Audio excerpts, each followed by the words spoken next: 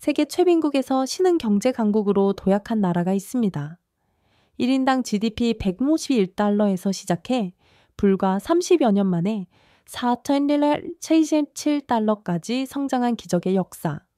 전쟁의 폐허 위에서 피어난 희망의 서사는 과연 어떻게 가능했을까요? 고엽제로 확폐해진 농토와 파괴된 인프라.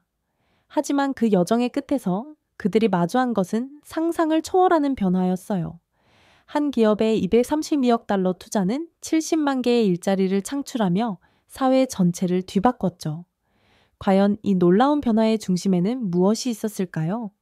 자, 오늘 이야기를 시작하기에 앞서 구독과 좋아요, 지금 바로 눌러주시면 감사하겠습니다. 저는 베트남 통계청에서 40년 가까이 일해온 공무원입니다.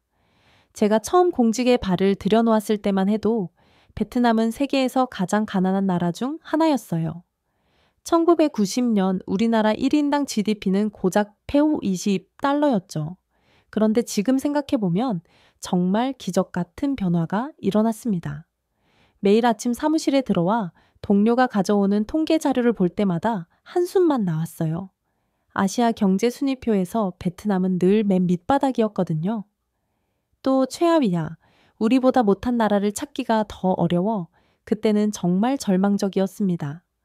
아시아에서도 최빈국이었고 미래에 대한 희망을 품기가 어려웠어요. 하지만 그로부터 30년이 지난 지금 상황은 완전히 달라졌습니다. 전 세계가 코로나19로 경제 성장률이 마이너스를 기록했을 때도 베트남은 2.9%라는 놀라운 성장률을 보였어요. 아시아 주요국 중에서도 최고 수준이었죠. 부장님이 그 통계를 보시고는 믿기 어렵다는 표정을 지으셨어요. 정말 우리나라가 이렇게 성장할 줄 누가 알았겠나? 중국도 마이너스 성장인데 우리만 플러스를 기록하다니. 그 순간 정말 가슴이 벅찼습니다. 필리핀을 앞지르고 신흥 경제 강국으로 자리 잡은 베트남의 모습을 보면서 말이에요. 길거리 풍경도 완전히 달라져 있었어요. 사람들이 최신 스마트폰을 들고 다니고 현대적인 건물들이 하늘을 찌르고 있었죠.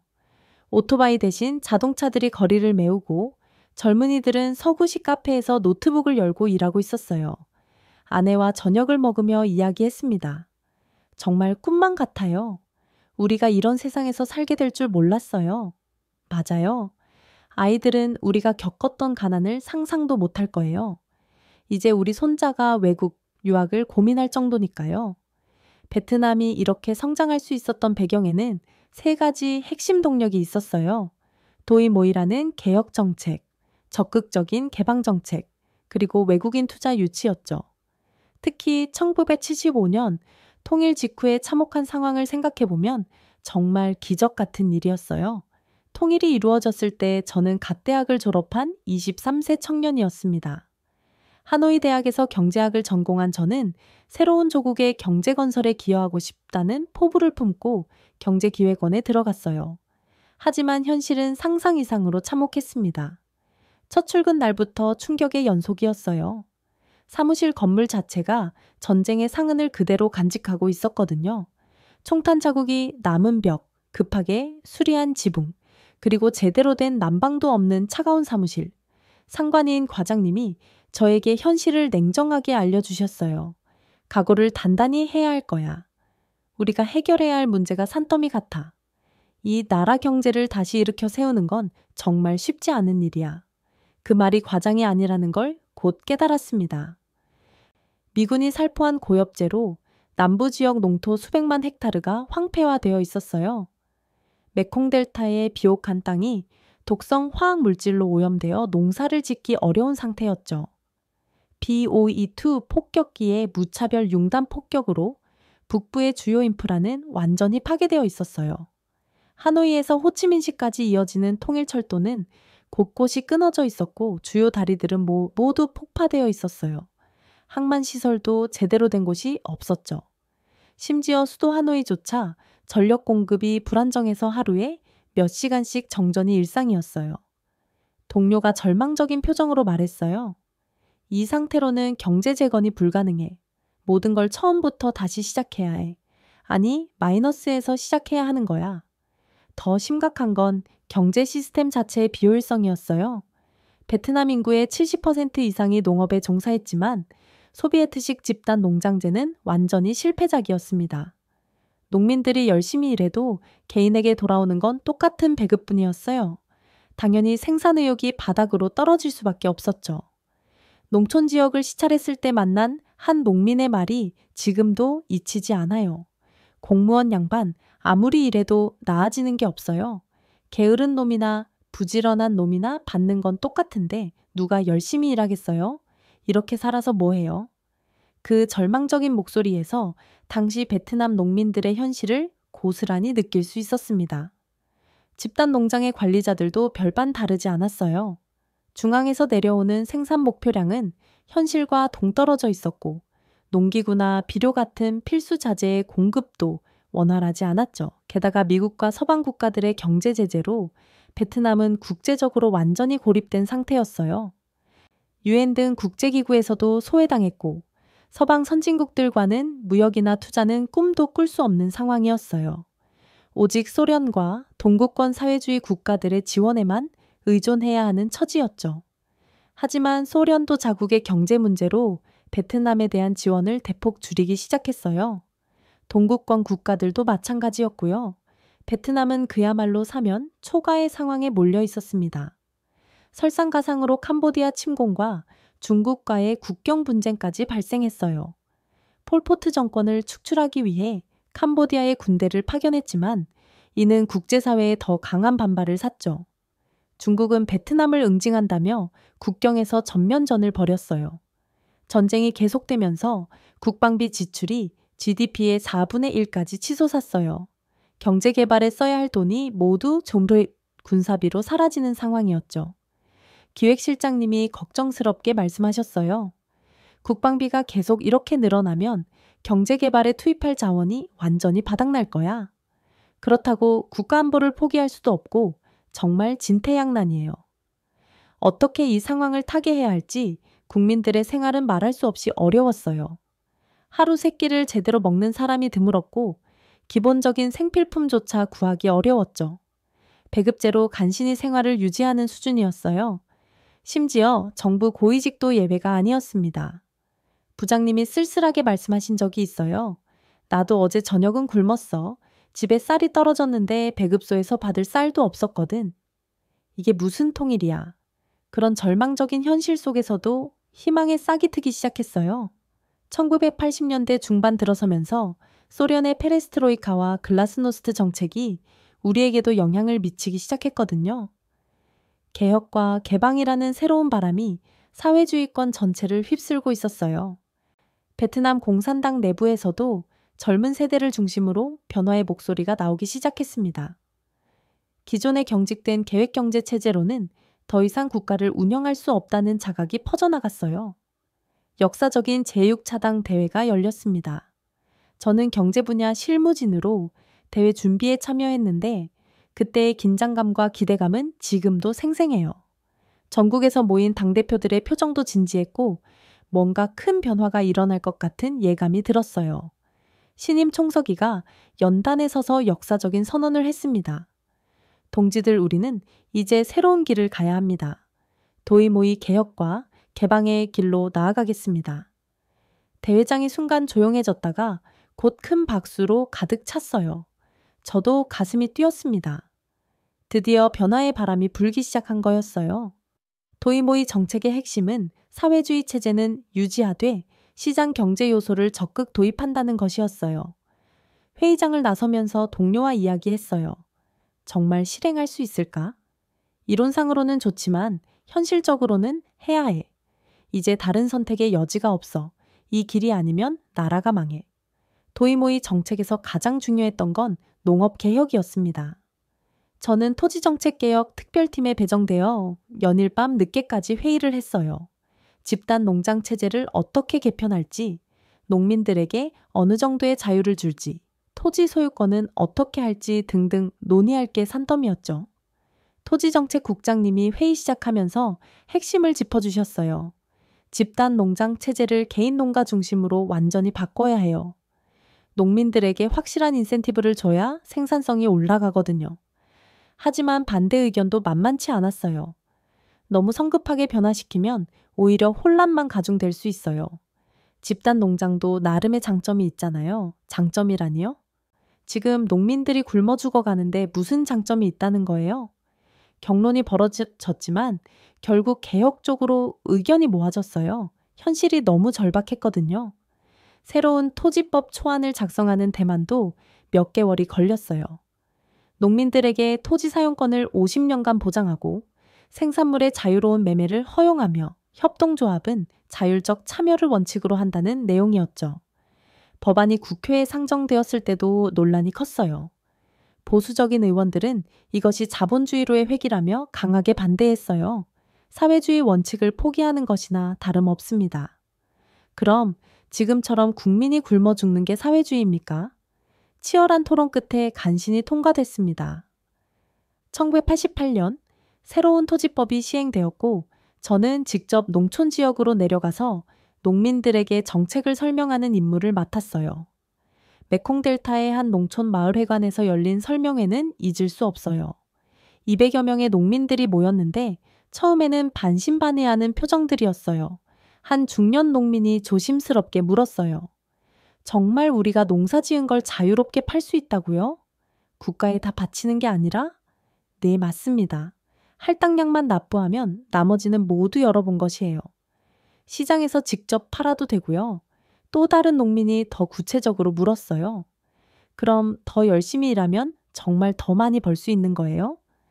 지금까지는 일을 많이 해도 적게 해도 똑같았는데 바로 그겁니다. 개인의 노력이 정당하게 보상받는 시스템으로 바뀌는 거예요. 농민들의 표정이 조금씩 밝아지는 게 보였어요. 하지만 여전히 의구심을 가진 사람들도 있었어요. 한 노인이 걱정스럽게 말했어요. 그런데 혹시 나중에 다시 원래대로 돌아가는 건 아니겠죠? 우리가 지금까지 속은 게 한두 번이 아니라서 그 말을 들으니 마음이 아팠어요. 그동안 정부 정책이 얼마나 일관성 없이 바뀌었으면 농민들이 이런 의구심을 가질까 싶어서 말이에요. 이번에는 다릅니다. 법으로 보장된 것이고 국가 최고 지도부가 직접 결정한 사항이에요. 절대 번복되지 않을 거예요. 설명회가 끝나고 몇몇 농민들이 개별적으로 다가와 더 자세한 설명을 요청했어요. 그들의 간절한 눈빛에서 변화에 대한 열망을 느낄 수 있었어요. 정말 우리도 잘 살 수 있을까요? 당연히 잘 살 수 있어요. 여러분이 열심히 일하면 충분히 가능해요. 정책 시행 후 몇 달 만에 놀라운 변화가 나타나기 시작했어요. 각 지역에서 올라오는 농업 생산량 보고서를 보면서 눈을 의심했을 정도였어요. 통계 담당자가 흥분해서 달려와 보고했어요. 믿기 어려워요. 전국 쌀 생산량이 30% 이상 증가했어요. 메콩 델타는 50%나 늘었어요. 정말이야? 자료를 다시 한번 확인해봐. 3번이나 확인했댔는데 틀림없어요. 정말 기적 같은 일이에요. 농민들의 생산 의욕이 완전히 달라진 거였어요. 자신들의 노력이 직접적인 보상으로 연결된다는 걸 알자 모든 면에서 적극성을 보이기 시작했거든요. 새로운 농법을 배우려 하고 더 좋은 품종의 벼를 심고 비료나 농약 사용도 훨씬 효율적으로 하게 됐어요. 더 놀라운 소식들이 계속 이어졌어요. 생산량 증가는 품질 개선으로도 이어졌어요. 농민들이 시장에서 더 좋은 가격을 받기 위해 품질에도 신경 쓰기 시작한 거죠. 한 농민이 저에게 말했어요. 이제는 품질이 좋아야 비싸게 팔 수 있다는 걸 알겠어요. 예전에는 무조건 양만 많으면 됐는데 이제는 질도 중요하더라고요. 1989년 말 정말 믿기 어려운 소식이 들려왔어요. 베트남이 쌀 수출국으로 전환됐다는 발표였어요. 불과 몇 년 전까지 쌀을 수입해야 했던 나라가 말이에요. 경제연구소에서 발표한 전망은 더욱 충격적이었어요. 현재 추세라면 베트남은 머지않아 세계 2번째 쌀 수출국이 될 것으로 예상됩니다. 회의실에 있던 모든 사람들이 믿기 어렵다는 표정이었어요. 저 역시 마찬가지였고요. 집에 돌아가서 아내에게 말했어요. 정말 우리가 옳은 선택을 한 것 같아. 변화는 반드시 필요했던 거야. 아내가 기뻐하며 답했어요. 시장에서 쌀값이 안정되기 시작했어. 다른 식품들도 예전보다 훨씬 풍부해졌고 이제야 사람 사는 것 같아. 농업개혁의 성공은 베트남 경제개혁의 첫 번째이자 가장 중요한 성공 사례였어요. 하지만 이것만으로는 부족했어요. 진정한 경제 발전을 위해서는 공업화가 필요했고 그를 위해서는 외국인 투자가 절실했습니다. 그런데 문제가 있었어요. 여전히 미국을 비롯한 서방 국가들의 경제 제재가 계속되고 있었거든요. 베트남은 국제사회에서 여전히 고립된 상태였어요. 하지만 냉전 체제가 서서히 무너지면서 변화의 기회가 찾아왔어요. 소련의 개혁 개방 정책, 동구권의 민주화, 그리고 중국의 경제 개방 등이 국제 정세를 바꿔놓았죠. 베트남 정부도 적극적으로 국제사회 복귀를 추진하기 시작했어요. 캄보디아 문제 해결을 위한 파리 평화협정에 참여하고 중국과의 관계도 정상화했어요. 그리고 마침내 한국과의 수교라는 역사적인 사건이 일어났습니다. 한국과 베트남 간의 공식 외교 관계 수립 소식을 들었을 때 저는 외국인 투자 유치를 담당하는 부서에서 일하고 있었어요. 농업정책과에서 외국인 투자과로 부서를 옮긴 지 얼마 되지 않았을 때였죠. 부서장님이 긴급회의를 소집했어요. 한국과의 수교가 우리 경제에 미칠 영향을 분석해 봐야 해. 이건 정말 큰 기회가 될 수 있어. 사실 처음에는 복잡한 감정이 들었어요. 베트남 전쟁 당시 한국이 미군을 지원해서 베트남에 파병했던 역사가 있었거든요. 32만 명이나 되는 한국군이 베트남에서 전투에 참여했었어요. 동료 중 한 명이 우려를 표했어요.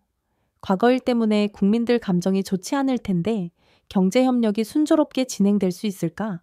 하지만 정부의 방침은 확고했어요. 과거의 아픈 기억보다는 미래의 협력에 중점을 두기로 한 거죠. 부서장님이 단호하게 말씀하셨어요. 과거에만 매달려 있을 수는 없어. 이제는 경제 발전이 더 중요하다고. 한국도 이제는 아시아의 경제 강국이 됐고 우리가 배울 점이 많아 한국 기업들의 베트남 시장 조사가 본격화됐습니다. 저는 한국 기업 시찰단들을 안내하는 업무를 맡았어요. 첫 번째 시찰단을 공항에서 맞이했을 때의 긴장감과 설렘이 아직도 생생해요. 시찰단장이 유창한 영어로 인사했어요. 베트남의 발전 가능성에 큰 관심을 갖고 왔습니다. 양국의 밝은 미래를 함께 만들어 갔으면 좋겠어요. 저희도 한국 기업들과의 협력을 진심으로 기대하고 있습니다. 과거의 아픔은 뒤로 하고 미래를 향해 함께 나아가고 싶어요. 한국 기업들이 베트남에서 주목한 건 저렴한 인건비와 풍부한 노동력이었어요. 하지만 단순히 비용 절감만이 목적이 아니라 장기적인 동반자 관계를 추구한다는 점이 인상적이었습니다. 시찰단의 한 기업인이 말했어요. 베트남 근로자들의 교육 수준과 학습 능력이 뛰어나다고 들었어요. 비용만이 아니라 질적인 면에서도 좋은 파트너가 될 수 있을 것 같아요. 맞습니다. 베트남 사람들은 매우 근면하고 성실해요. 그리고 새로운 것을 배우려는 의욕도 강해요. LG전자가 하이폼의 첫 번째 공장을 설립한다는 소식을 들었을 때는 정말 흥분됐습니다. 베트남 제조업 투자의 새로운 장이 열리는 역사적인 순간이었거든요. 하이폼까지 가서 현지 공장 기공식에 참석했을 때 정말 감격스러웠어요. LG전자 관계자가 기념사에서 말했어요.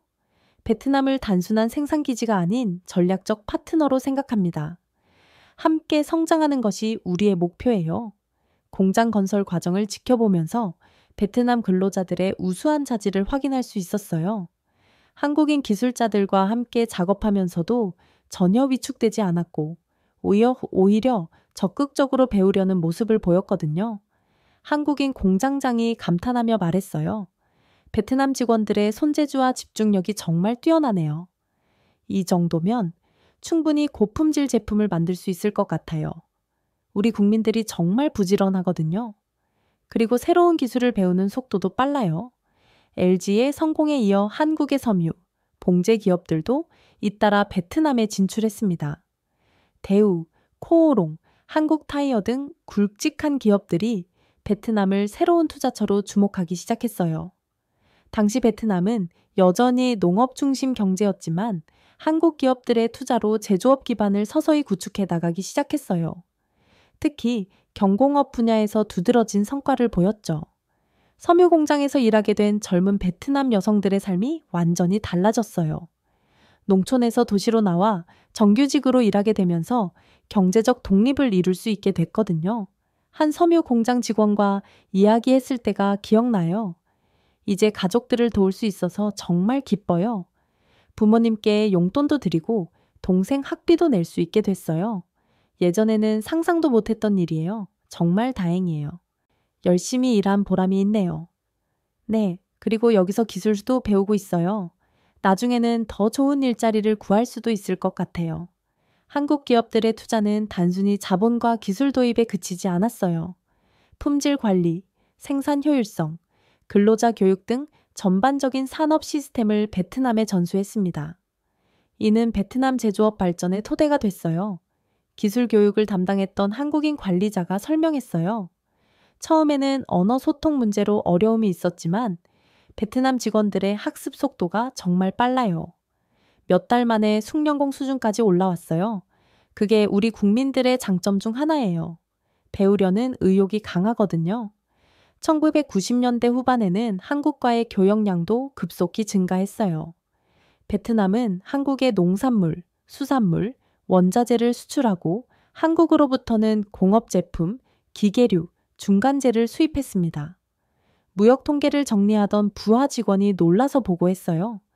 한국과의 교역량이 벌써 10억 달러를 넘었어요.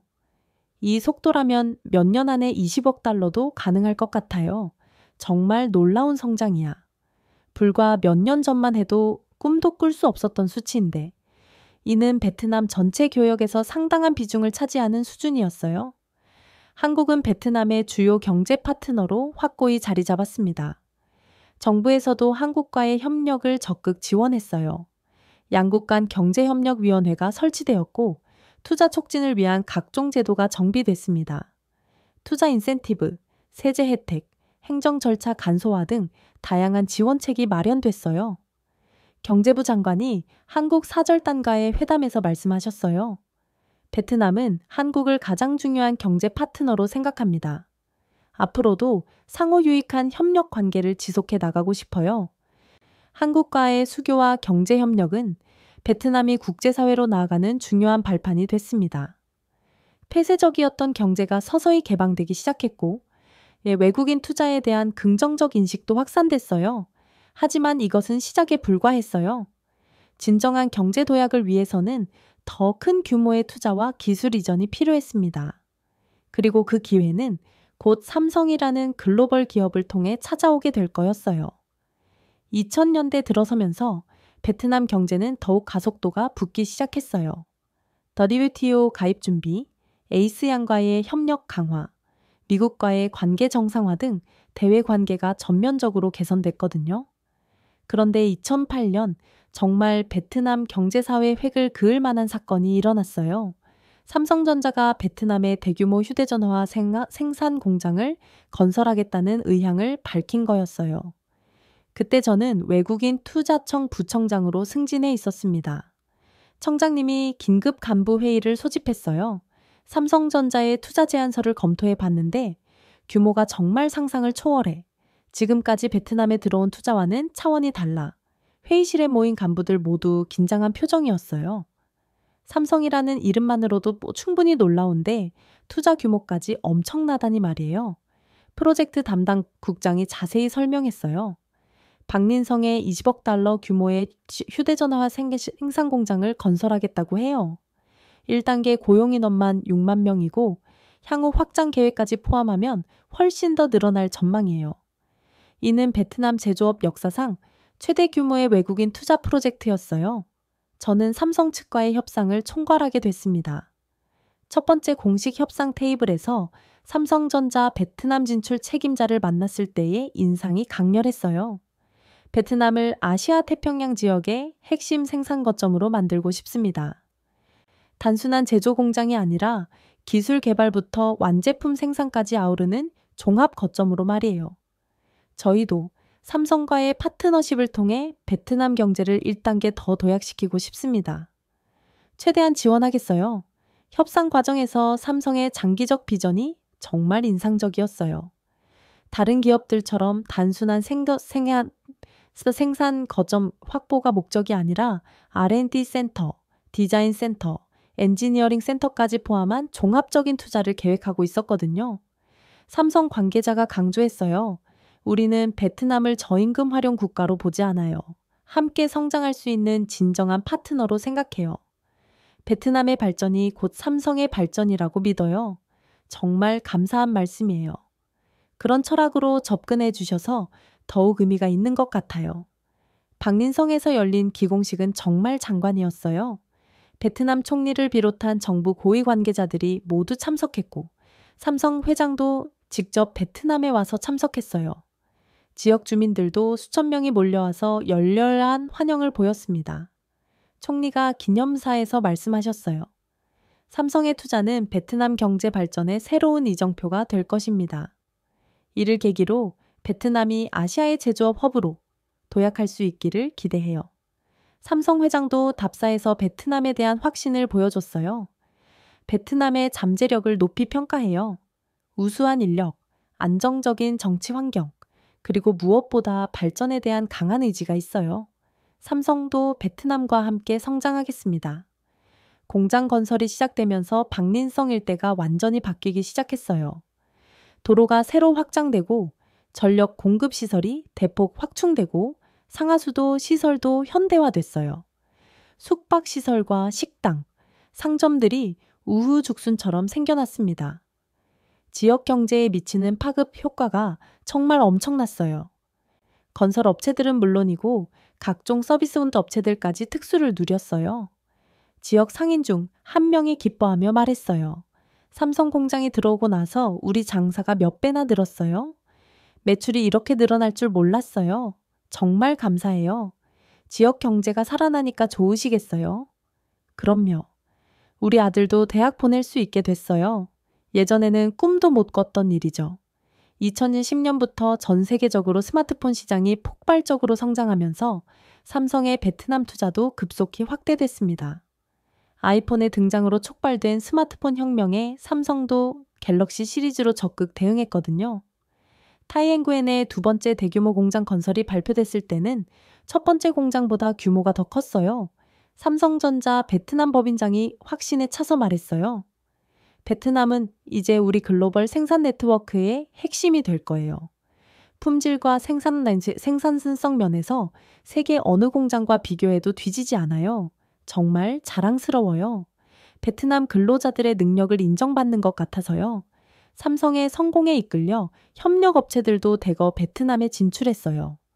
삼성 디스플레이, 삼성 SDA 등 주요 계열사들은 물론이고 카메라 모듈, 배터리, 반도체 패키지 등을 생산하는 부품 공급 업체들까지 연쇄적으로 투자했죠.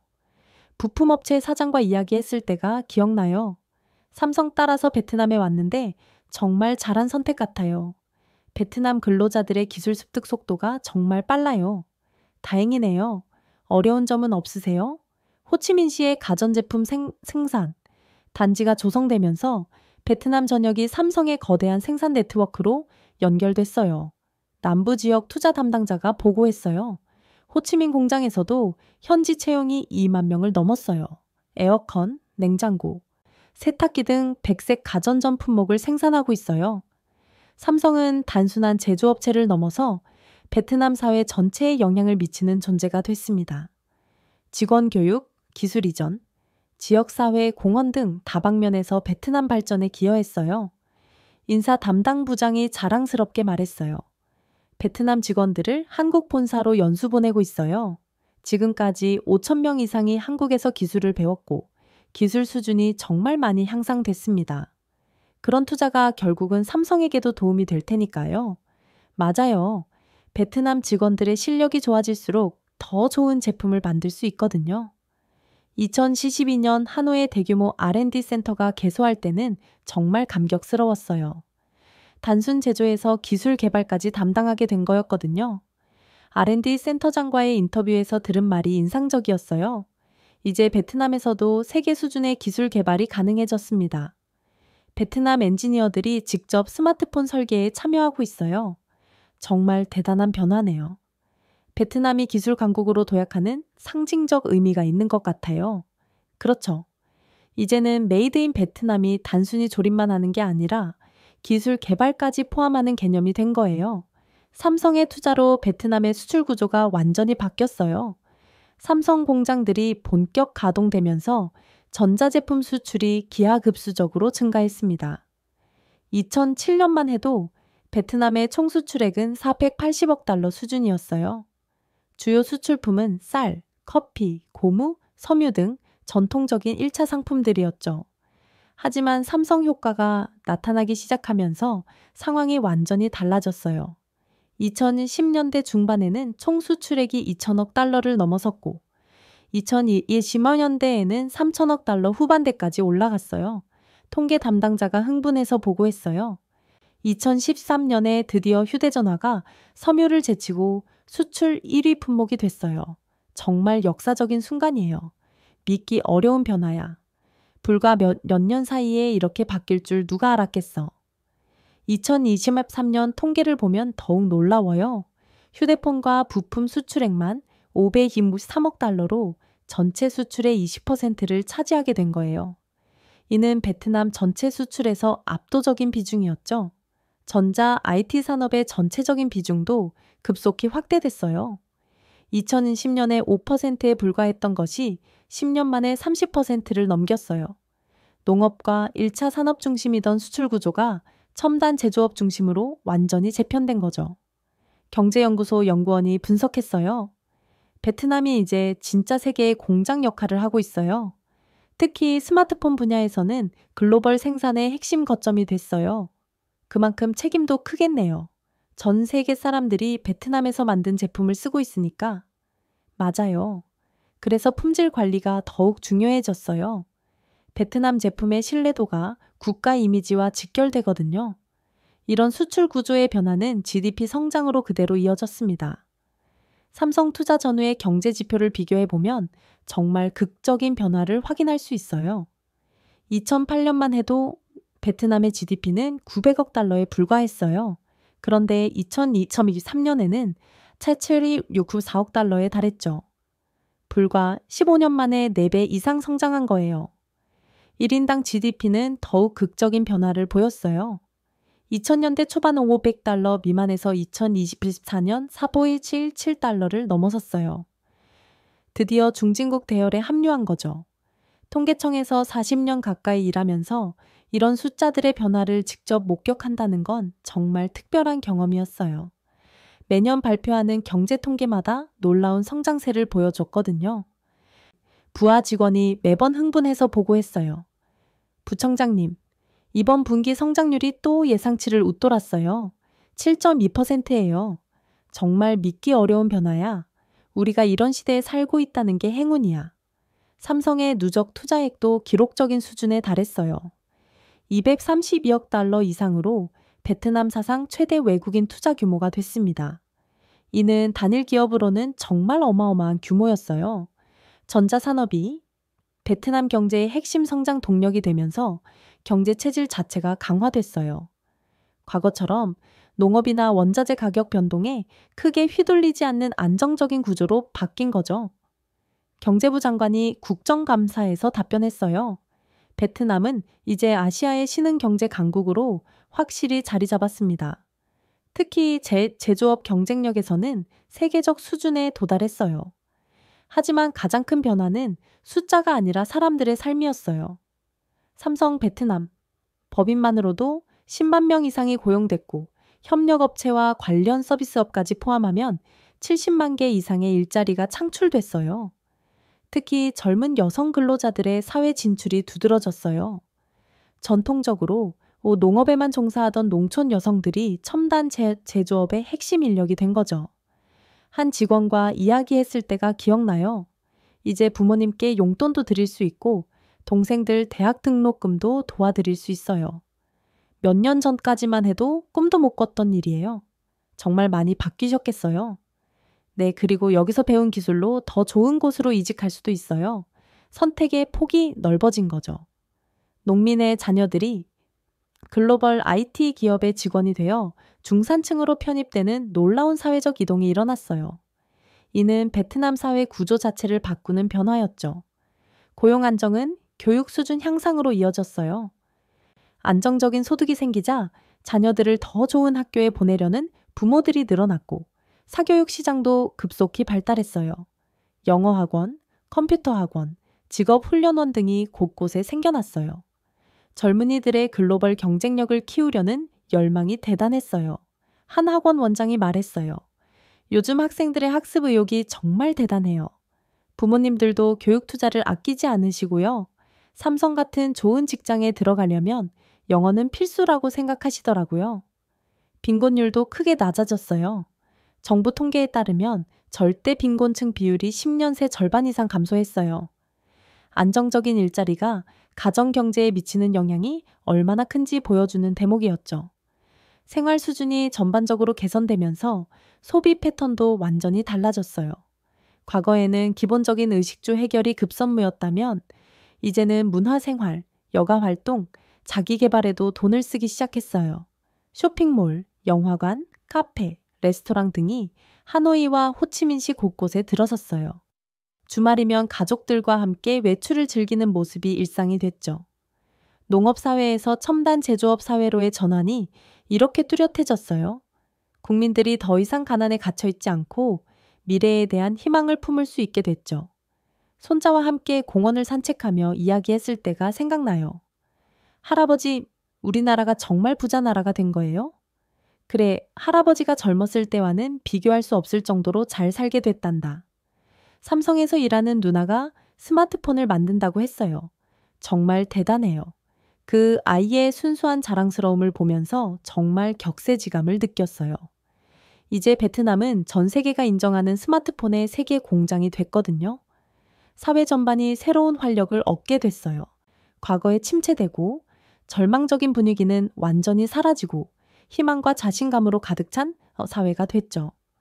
베트남은 이제 2030년까지 더 큰 목표를 세우고 있어요. 1인당 GDP 10년에 $2,500, 연평균 7% 성장률 달성의 목표예요. 그리고 AI, 반도체, 신재생 에너지 등 더욱 첨단 분야에서 한국 기업들과의 협력을 강화하고 있어요. 경제부 장관이 한국 기업인들과의 간담회에서 말씀하셨어요. 베트남의 성공은 곧 한국 기업의 성공과 연결되어 있습니다. 우리는 진정한 운명 공동체예요. 정말 그 말씀이 맞아요. 두 나라가 상생의 철학으로 발전을 이어가고 있어요. 전쟁의 폐허에서 시작한 베트남이 이제 첨단 산업의 중심이 된 거죠. 퇴임을 앞두고 40년간의 공직 생활을 돌이켜보니 정말 감회가 새로워요. 세계 최빈국에서 신흥경제 강국으로의 도약, 과거와 현재의 대비는 정말 기적과도 같아요. 젊은 후배 공무원들에게 자주 말해주곤 해요. 여러분이 지금 누리고 있는 이 모든 것들이 얼마나 소중한지 꼭 기억해 주세요. 이 모든 게 하루아침에 이루어진 게 아니에요. 부청장님 세대가 정말 고생 많으셨겠어요. 고생이라고 할 것도 없어. 우리는 그저 우리 역할을 했을 뿐이야. 진짜 고마운 건 우리를 믿고 투자해준 외국 기업들, 특히 한국 기업들이지. 이 기적의 중심에는 개혁과 협력의 힘이 있었어요. 도이모이 정책으로 시작된 과감한 개혁, 한국을 비롯한 외국 기업들과의 진정한 협력, 그리고 국민들의 끊임없는 노력과 희생이 오늘의 베트남을 만들어냈죠. 특히 한국과의 관계는 정말 특별해요. 과거 베트남 전쟁이라는 아픈 역사를 뛰어넘어 진정한 동반자, 형제 나라가 됐거든요. 한국 기업들의 투자와 기술 이전이 없었다면 오늘날의 베트남도 존재하지 않았을 거예요. 삼성의 203비억 달러 투자는 단순한 숫자가 아니라 베트남 국민 70만 명의 삶을 바꾼 희망의 상징이었어요. 그들이 만든 스마트폰과 전자제품이 전 세계로 팔려나가면서 베트남은 진정한 세계의 공장이라는 자부심을 갖게 됐죠. 미래는 더욱 밝아요. 베트남과 한국이 함께 걸어갈 길은 아직도 멀고 넓어요. AI와 반도체, 신재생 에너지, 바이오 등 미래 첨단 산업 분야에서의 협력이 더욱 활발해질 거예요. 최근에 한국의 젊은 기업가들이 베트남에서 스타트업을 하는 경우도 많이 늘고 있어요. 이제는 한국이 베트남에 투자만 하는 게 아니라 양방향으로 교류하고 있는 거죠. 아내와 함께 주말마다 하노이 시내를 산책하며 자주 이야기해요. 정말 우리가 살아온 시간이 헛되지 않았네요. 손자들이 이렇게 좋은 세상에서 살 수 있게 됐어요. 맞아요. 우리 손자가 한국어를 배우고 싶다고 하더라고요. 한국 회사에서 일하고 싶대요. 그것 봐요. 이제 한국이 우리 아이들의 롤 모델이 된 거예요. 베트남의 기적을 직접 목격하고 경험할 수 있었던 것은 제 인생의 가장 큰 행운이었어요. 세계 최빈국에서 신흥 경제 강국으로의 변화, 그 모든 드라마틱한 과정을 숫자와 통계로 기록하고 분석할 수 있었던 거죠. 지금도 매일 아침 집 근처를 산책하면서 느껴요. 거리를 지나다니는 사람들의 표정이 40년 전과는 완전히 달라졌어요. 희망에 찬 눈빛, 미래에 대한 확신, 그리고 무엇보다 조국에 대한 자부심이 느껴져요. 젊은 세대들과 대화할 때마다 놀라워요. 우리 세대는 정말 운이 좋은 것 같아요. 좋은 직장도 많고 선택의 여지도 넓고요. 그래, 너희들은 정말 축복받은 세대야. 하지만 이 모든 게 저절로 이루어진 건 아니라는 걸 잊지 마. 베트남의 성공 스토리는 아직 끝나지 않았어요. 오히려 이제 진짜 시작일 수도 있죠. 한국과 함께 만들어갈 미래는 더욱 밝고 희망적일 거예요. 퇴임 후에도 저는 베트남과 한국의 경제 협력에 대해 대학에서 강의하고 책도 쓰고 있어요. 많은 사람들에게 이 놀라운 변화의 이야기를 정확히 전해주고 싶거든요. 대학에서 강의할 때마다 학생들이 놀라워해요. 교수님, 정말 베트남이 그렇게 가난한 나라였어요. 믿기지 않아요.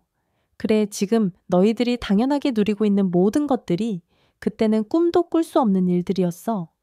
그럼 어떻게 이렇게 빨리 변할 수 있었어요?